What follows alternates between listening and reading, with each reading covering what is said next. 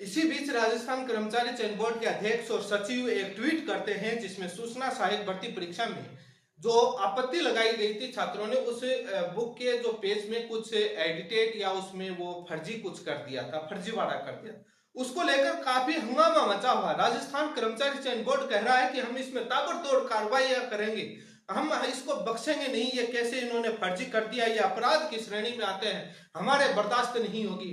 लेकिन यही राजस्थान कर्मचारी चयन बोर्ड के अध्यक्ष कोर्ट में जाकर कहते हैं कि हमारे प्रश्न पत्र में 10% तक गलतियां हो सकती हैं, हम स्वीकार करते हैं। वो 10% गलतियों के लिए क्या वो अपराध की श्रेणी में नहीं आता? क्या उसमें आपको जुर्माना नहीं लगता उन पेपर सेटर पर, उन एक्सपर्ट कमेटी पर? लेकिन वहां पर चुप रहेंगे क्योंकि वहां पर वो उन्हीं के हितैषी हैं। ऐसा क्या कारण है उनके ये हितैषी बने हुए? ये सवाल इतिहास हमेशा पूछेगा कि आप छात्र एक छोटी सी गलती कर देता है उसके लिए आप अपराध की श्रेणी में उन पर कार्रवाई करने को आतुर हो जाते हैं, लेकिन आप 10% तक गलतियां उस पेपर सेटर एक्सपर्ट कमेटी की उनकी गलतियों पर आप खामोश क्यों रहते हैं? आप बोलते क्यों नहीं, कार्रवाई करने को आतुर क्यों नहीं होते? ये हमेशा इतिहास सवाल पूछेगा।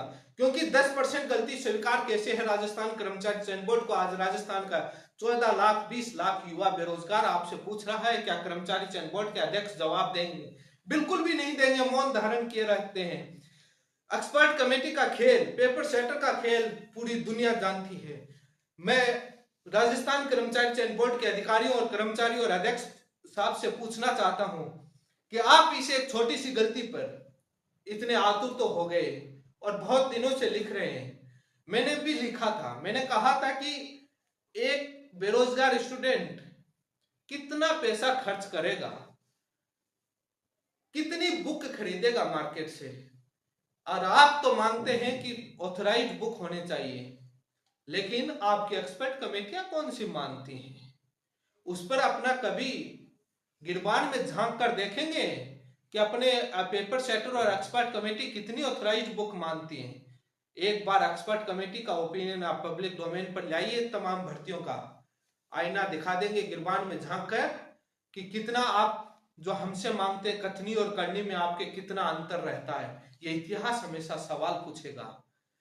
ये सवाल इसलिए उठ रहा है कि उस एक छात्र कितनी बुकें खरीदता है। जब पेपर आयोजित होता है तो उसके बाद आपत्तियों के लिए तमाम कोचिंग इंस्टीट्यूट, तमाम लोग हैं वो सबूत वायरल करते हैं कि आप इस पर आपत्ति लगा दीजिए। छात्रों के पास इतने, हर किसी के पास अमीर का बेटा नहीं होता है उसके पास 50,000 का लैपटॉप होगा और उसको वो डिजिटल से तमाम चीजें उसमें एडिट करके और उसको निकाल करके और पीडीएफ बना करके वो लगाएगा। आप 3 दिन का समय देते हैं, आपको मालूम होगा। उससे पहले छात्र को पता नहीं होता है कि आप उत्तर क्या मानेंगे। 3 दिन में उसको सारा काम करना होता है और आपके अकॉर्डिंग जो दी हुई मापदंड के अनुसार आप उसको आपत्ति भी लगानी होती है, तभी फाइल अपलोड होती है। तब उसको तमाम जगह से जो सोर्सेस आते हैं वो लगा देते हैं।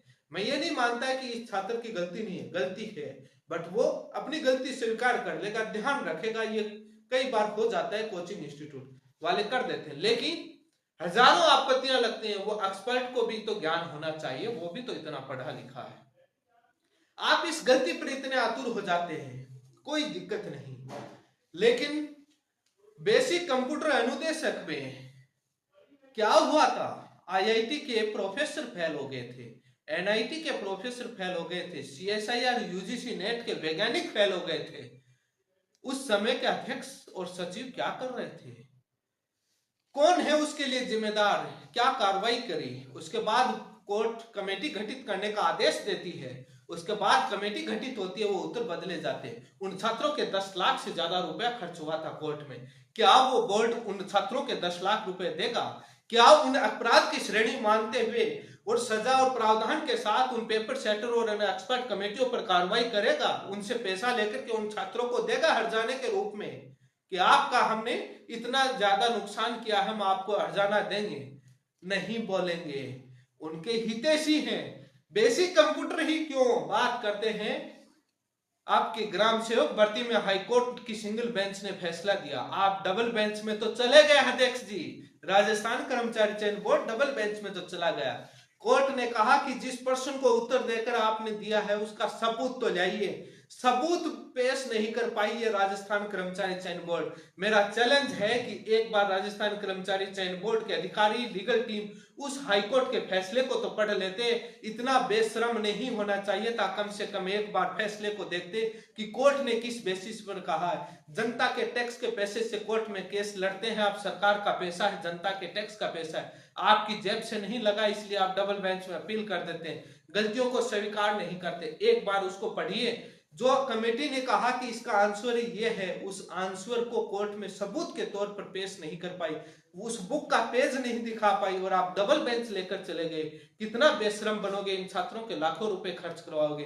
एक ही नहीं, अनेक भर्तियों के मैं आपको देता हूं। पीटीआई भर्ती का आपके स्क्रीन पर है, आप देख रहे हैं। पीटीआई भर्ती में एक्सपर्ट कमेटी कहती है कि इसका आंसर सी नहीं ए होना चाहिए और फाइनल आंसर आप सी कर रहे हैं। एक्सपर्ट कमेटी का ओपिनियन नहीं मांग रहे। क्या इसकी जांच करेंगे, उन पर खिलाफ और जुर्माने का प्रावधान, और जो छात्रों के पैसे कोर्ट में खर्च हो रहे हैं उनका जुर्माना देंगे? और क्या उनको सीआरपीसी की, आईपीसी की धाराओं के तहत उन पेपर सेटर और एक्सपर्ट कमेटियों पर मुकदमा दर्ज करवाएंगे? ब्लैक लिस्ट तक नहीं कर पाते आप।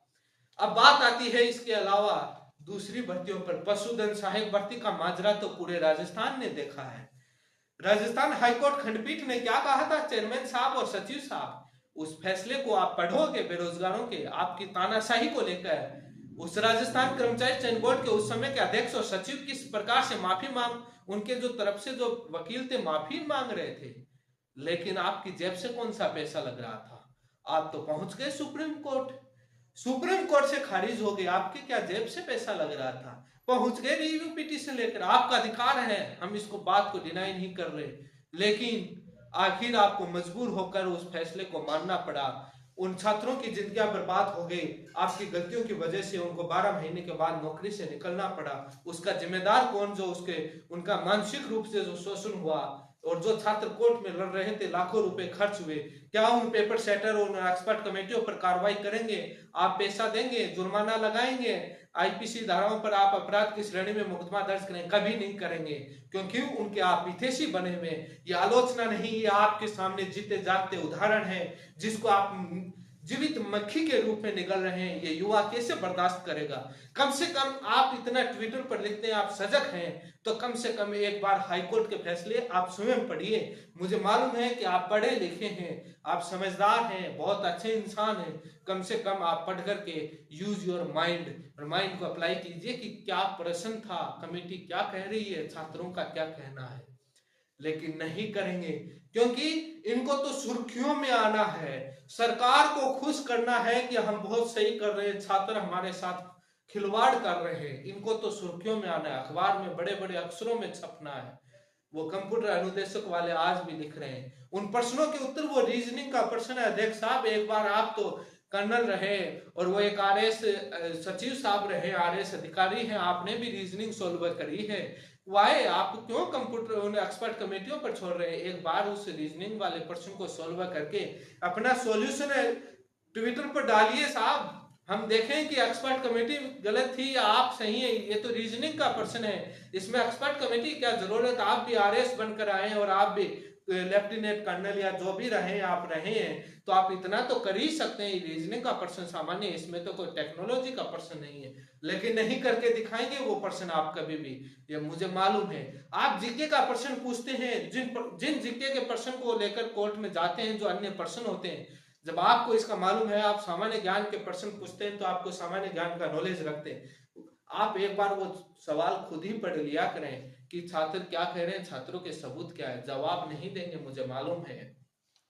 कई बातों को लेकर आज भी इतिहास, ये राजस्थान का बेरोजगार युवा सवाल पूछ रहा है, तानाशाही करनी है, सुर्खियों में आना है। तमाम कितने ही भर्तियों के फैसले गिनाऊं मैं, जहां पर इनके कितनी कितनी बड़ी गलतियां जो सामने आई हैं, जहां पर इनको बोलने के लिए मजबूर नहीं रहते, जहां गिर जाते हैं वहां जाके कोर्ट में कह देते हैं, 10% तो गलतियां हो ही सकती हैं, तो आप वो 10% की जो गलतियां हैं वो छात्रों को बोनस के रूप में दे दीजिए कि आप 10% की गलतियां हमारे साथ हो सकती हैं, हम कर सकते हैं। आपको 5% गलती का बोनस दिया जाता है, उन छात्रों का भविष्य क्यों बर्बाद किया जाता है? उस 1% की वजह से छात्रों का भविष्य बर्बाद हो जाता है, उसके लिए जिम्मेदार कौन है? ये राजस्थान का बेरोजगार युवा आपसे सवाल पूछ रहा है, लेकिन नहीं देंगे। बेसिक कंप्यूटर अनुदेशक में लाखों रुपए खर्च हुए, पशुधन सहायक भर्ती में लाखों रुपए खर्च हुए, ग्राम सेवक भर्ती में लाखों रुपए खर्च कर रहे हैं, लेकिन सवाल पूछ रहे हैं कि उसका लाखों रुपए का हर्जाना क्या एक्सपर्ट कमेटी और पेपर सेटर से आप दिलवाएंगे? क्या आप उन पर मुकदमा दर्ज करवाएंगे? क्या उनकी सफाई लेंगे, जनता के सामने रखेंगे? कभी नहीं रखेंगे, क्योंकि राजस्थान कर्मचारी चयन बोर्ड ही नहीं, आरपीएससी या तमाम एजेंसियां जो भारत की हैं उनके पक्ष में रहती हैं। ऐसा क्या राज है? इसकी भी जांच होनी चाहिए कि इनको निष्पक्ष होने की बजाय ये पेपर सेटर और एक्सपर्ट कमेटियों को बचाने के पक्ष में रहती हैं। क्यों इन छात्रों का भविष्य खिलवाड़ करना चाहते हैं? ये इतिहास हमेशा पूछेगा।